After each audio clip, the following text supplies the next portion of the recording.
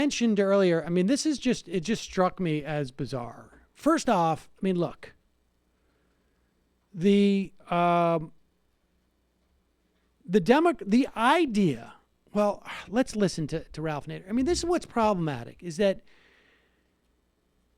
there are structural issues. There are issues with the Democratic Party, not just in terms of a campaigning, but in terms of delivering stuff.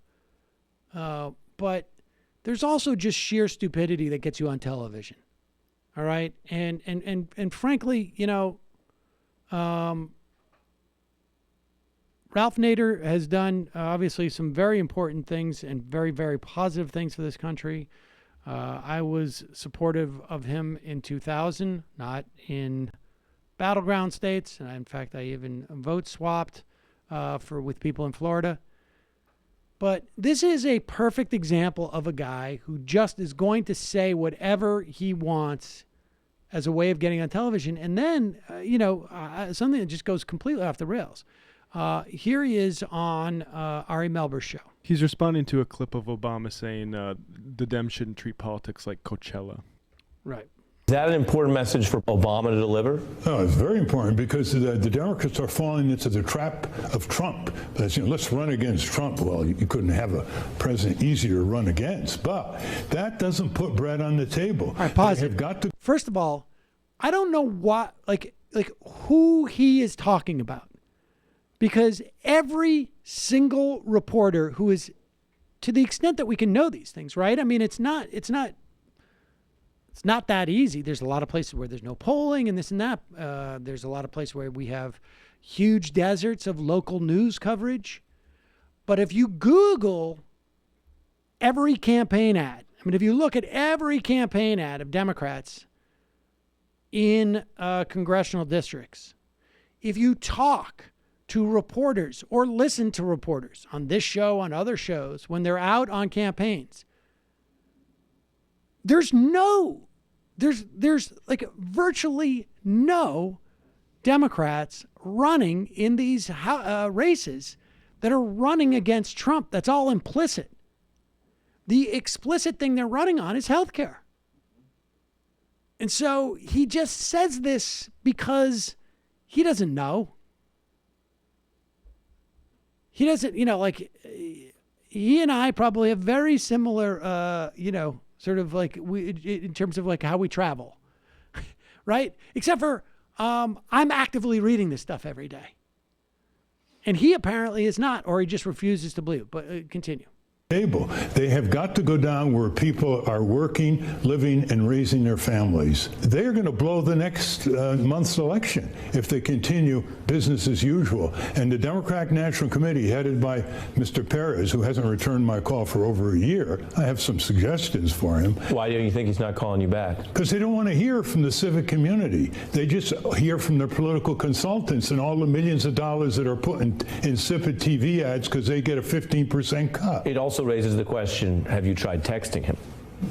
We have emailed them, yes, and we have text. We've done everything. When you're looking at the next election, then you see. Pause it for a second. Now, look, I mean, I think there is definitely a problem with Democratic, the DNC, the DCCC sending in consultants. That is a huge problem, and there have been attempts to reform that, and we still got to work on that. But Ralph Nader getting a return phone call is not necessarily the best bellwether for that. That's classic Nader, though. He likes to publish a letter that he wrote to somebody on his Facebook page that the person that he wrote it to probably never looked at. Let's continue. At the next election, then you see Mike Bloomberg now re-registering as a Democrat. I imagine you view him as a classic corporate politician. He's moving parties. Pause it. We're going to go back a little bit. This is why we pulled this clip.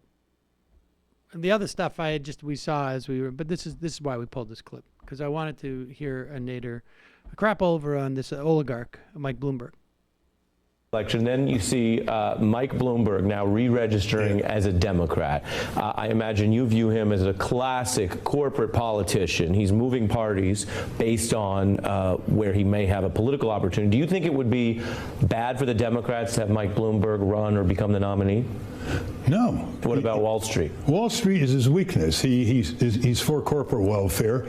On the other hand, he's not your routine Wall Street guy. He's an entrepreneur, and he thinks for himself. I think he could shake up the Democrat Party. And I think, because I've known him and talked with him, I think he rues the day that he didn't run 4 years ago. I see. I mean, there's an origin to this, though. I looked this up. There's a book that Ralph Nader published in 2011 called Only the Super Rich Can Save Us, which is a fictionalized account of a Warren Buffett. Actually, I think it literally is Warren Buffett basically watching Katrina on television and getting so disgusted that he decides to intervene in politics. And I have a couple of brief thoughts on this. I mean, one, obviously, right there, he told on himself in the Perez doesn't talk to me, Bloomberg does. Okay, right. So that's the narcissism for sure. But I think Ralph Nader, I mean, obviously has still done more for American well-being than almost anybody in politics, like just in the 60s and 70s record alone. But I do think that, I don't know if it's explicitly socialism or not, but it shows the flaws of, he doesn't have a broader view of politics. He has a sense of corruption, and he has a sense of justice, but he doesn't have a sort of broader system critique. And I look at Brazil, and I look at the way that a certain type of technocratic or civic-minded person is able to get swept up into quote-unquote anti-corruption politics. And I see it here. And I also think I see him also as evidenced by that book. He's hopeless. He's totally done. He doesn't see a way out here other than altruistic billionaire class, and that goes back to this book in 2011. Well, you know who also ran as a anti-corruption Trump. Billionaire. There you go.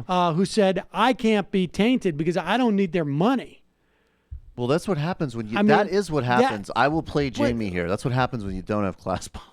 Well, that's listen, the truth. I mean, this is not even a question of class politics. There's no structural critique whatsoever in this. And regardless There's of no structural critique whatsoever. regardless of what the basis is of it.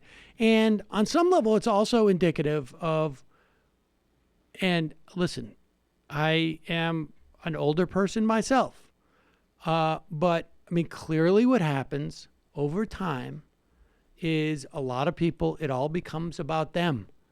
And maybe if Ralph Nader had not had the opportunity to talk to Michael Bloomberg, he wouldn't have this perspective. I think that's obviously part of it. Yeah. And I don't know how durable it would. Would we have Bloomberg forever? I mean, like, what is that supposed to fix? Well, the subtext, I think, in the book, or not the subtext of that statement, and I think the point of the book is actually that theoretically, this civic-minded billionaire would impose all of these great reforms, like cleaning up the campaign finance system and where it's like Mike Bloomberg explicitly will not do any of those things. Not only explicitly in his record. I mean, the guy shoveled so much money into New York politics of his own fortune, but also setting up all sorts of patronage. Well, networks. how else would he win the election too? Right. I mean, it's just it doesn't make any sense. It doesn't make any sense. It doesn't make any sense. But that's where we are.